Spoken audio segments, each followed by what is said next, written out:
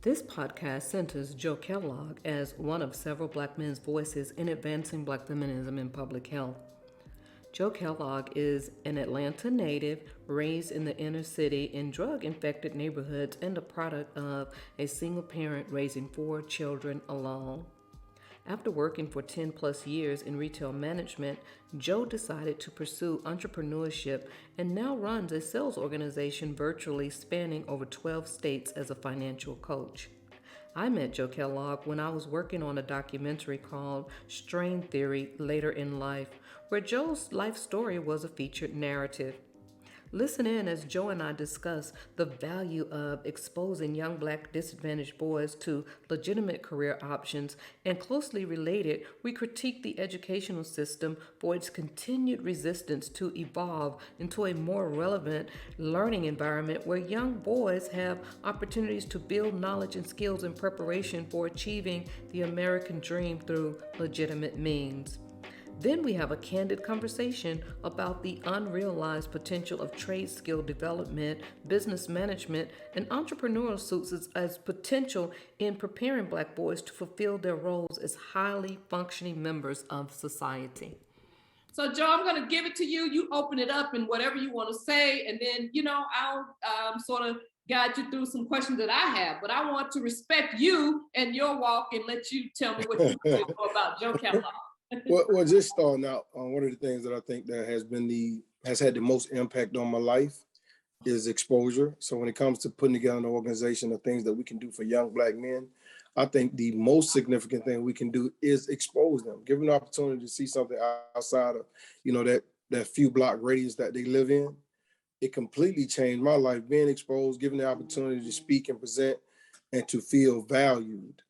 Did it for me. I had no idea exactly what I wanted to do.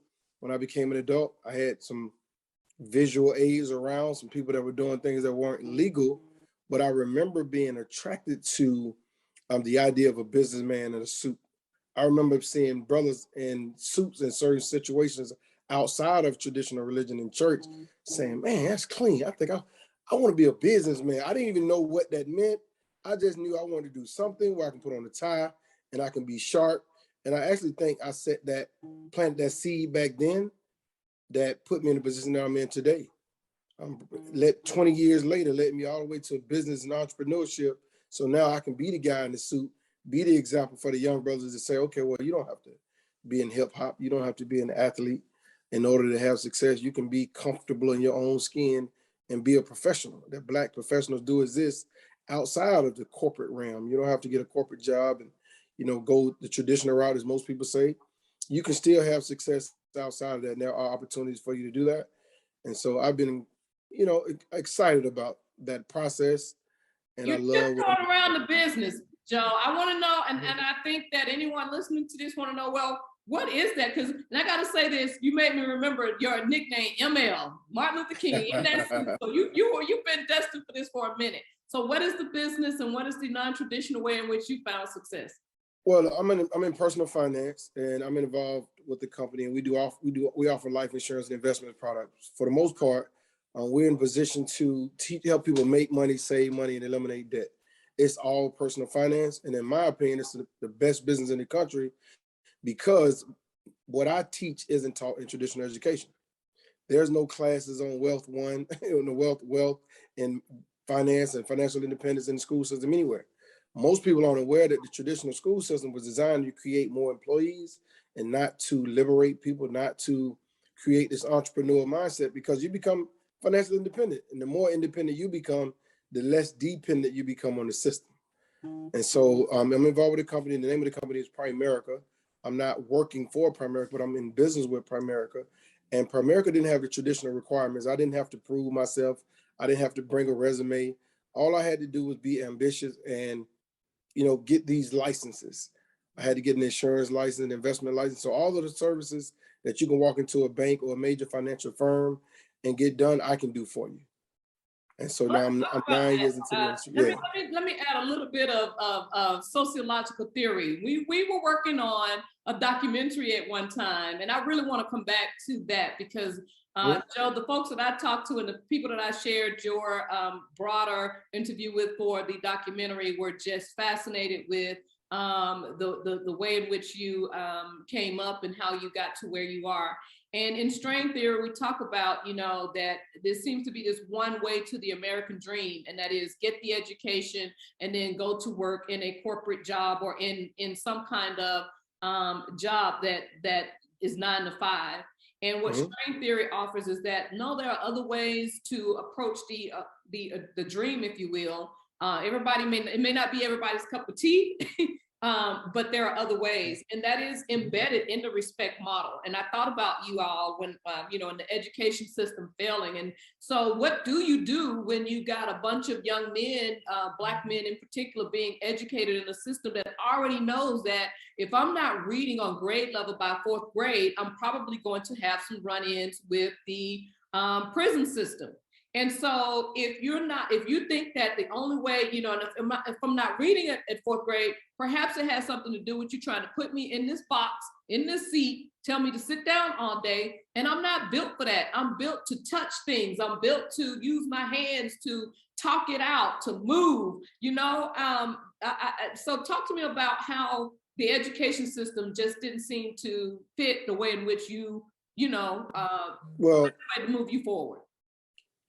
Like, I saw a image on social media one day of a fish, a dog, a bear, and a snake, different animals. And there was an instructor sitting behind a desk. And they said, okay, today, class, we want you to climb a tree. And I thought that was a profound message, because it was the fish would spend its entire life thinking that it's stupid based on its ability to climb a tree. And everything else in business is evolving except the education system. We're still sitting, even today, in a classroom with one teacher teaching one way, and nobody wants to address the structure that's designed for us to fail. If everything else is evolving except education, how's that supposed to work out for us? I've always been a more of a kinetic learner. I need to be involved in doing things with my hand. I need to be able to, I listen well, but I can't sit and be talked to and absorb what I need that way. And there's so many different ways that people learn, but the system isn't evolving in a way where they can cater to the individual learning styles of the student. It's still more focused 30, 40 years, maybe even 50 years later on what the curriculum is and what benefits the teacher the most, if that makes sense. Think about it though. I remember, and I'm sure you do as well, I remember wood shop classes, auto mechanic classes. There were certain classes that would have been more beneficial to my brothers because they maybe weren't as articulate, didn't have the ability to communicate themselves as well, but they were really good with their hands. So if they had opportunity to go in and fix a car, paint, and they can learn that way, it would have been more beneficial, would have turned them into entrepreneurs, and it could have been partnerships forged for those of us that understood the business side and those of us that could do the technical things. You see, that could have been a partnership, but I think the system was afraid of those type of relationships. They didn't want us to be entrepreneurs because you can't control free thinking business people. Exactly. You see, because there's no threat. There's no threat to me. You can't threaten me with losing my job because I have a skill. Right. You see, so nobody wants to talk about that, but it's still a very true, and it's kind of apparent. To be honest with you, they took out all the skilled trades in the school and told everybody to go to school to get a degree. Now, I'm not anti-education at all. That's not what I'm saying. But what happens is if the majority of the people go to school to get degrees, they come home with debt and they still have to go look for opportunities elsewhere because there aren't any entrepreneurs or not as many entrepreneurs in their community. So then that puts me in a position where I start off in debt and I'm a lot more likely to go take a job that I don't like, work in the industry that I don't enjoy at all, because now I'm $50, $100, $200,000 in debt that I have to catch up on. See, if I didn't have the debt, if I had the skills of being a mechanic, I can make 6 figures as a mechanic on my own, working with people in my community, servicing them. If I'm a plumber and I'm skilled, I know how to put things together and take them apart, I can still service people in my community. But those things were shut down intentionally. Most people don't understand it. That happened on purpose. That wasn't something that happened by chance. They wanted to shut it down because they wanted to control us. So let's take that a step further. I look back as I'm critiquing this educational system. Remember how they separated us into the A group, the B group, and the C group, and the D group? Mm-hmm. And you know, it's like you are intentionally separating the leaders who, you know, could, to your point, you made sure that those kinds of collaborations did not happen, because the Dr. Quinns, the future Dr. Quinns of the world would never be in the same reading group with the woodshop people. And so not only am I learning that I'm quote unquote more, you know, intellectually inclined, but I'm disrespecting their gifts, not or have what we call now, I name it controlling images. I have a controlling image that I'm different for them. And let's just call it what it is. At some point, without knowing what you're really critiquing, I think I'm better than they are, right?